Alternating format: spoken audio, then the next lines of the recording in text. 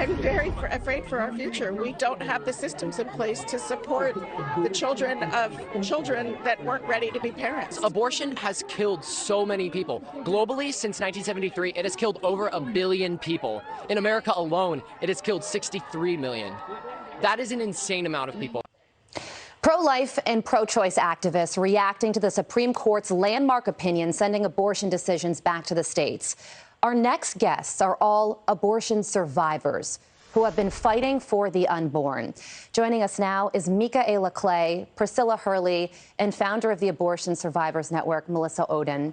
My goodness, it is incredible to have you on, especially on a day like today. I want to give you all an opportunity to tell your stories of survival. Melissa, I'll start with you. Absolutely. Abortion survivors are those babies who survive failed abortion attempts. I survived a failed saline infusion abortion back in 1977. After being poisoned and scalded in the womb over a 5-day period, I was accidentally born alive in the final step of that abortion procedure. Wow. Micaella? I was born through a aspiration vacuum.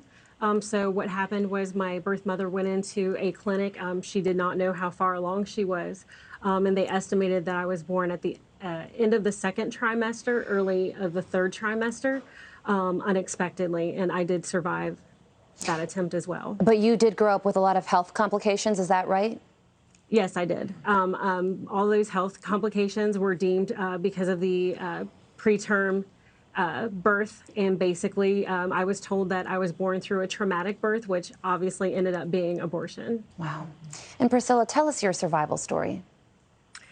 Well, my survival story started, obviously it was in the womb, but my mother was grieving, widow of 4, and she decided to cross the border to Mexico and had an abortionist attempt, a D&C procedure.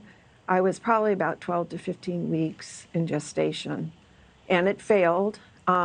She thought it was a success, but they are presuming that it was probably a twin, and I was born later that year. So there's a lot to be said about the trauma of abortion, and I don't know if you want me to just wait to talk about that in a minute, but... Go ahead, talk about it. Well, trauma is generational, and I think the effects of trauma is well documented with the CDC. We know that 1 in 4 women are affected by abortion through their own experiences. And this trauma started for me in the womb, but it played out in my life. And I had 2 abortions myself. And what do you do when you go through more trauma? You try to help other people. So I went into an abortion clinic and worked there for a while. So something has to break the cycle, you know. And for me, I came to faith in Christ at 31 after I gave birth to my son. He was 4 months old. Wow. And that is what broke the cycle for me.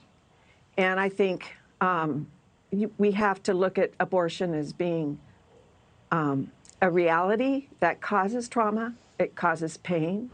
It causes, if you don't resolve it, you're going to be angry. You're going to have rage.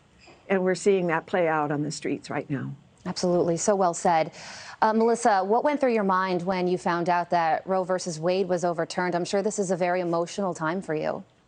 It is. I am in Atlanta with my children for a convention, and the first text that I received was from my 14-year-old daughter, who was there with other pro-life teens, and she was asking, "Mom, where are you? I need to see you." She desperately wanted to hug me, and you know, I wouldn't have it any other way, because the reality is that abortion that was meant to end my life and had no constitutional basis ever impacted my own children. And so now this enters a new dawn for our country and a new dawn for generations. Absolutely. They were allowed to be born because you were allowed to be born, which is such a beautiful thing. Micaella, I'd love to get your reaction to the overturning of Roe versus Wade. And also President Biden said something really interesting yesterday. He said that this decision puts women's lives in danger. As a woman and someone who's survived an abortion, how do you feel about that? So one of the things that I did discuss yesterday was it was extremely emotional. I'm not really a crier, but I held back a lot of tears yesterday and then finally had to let it go.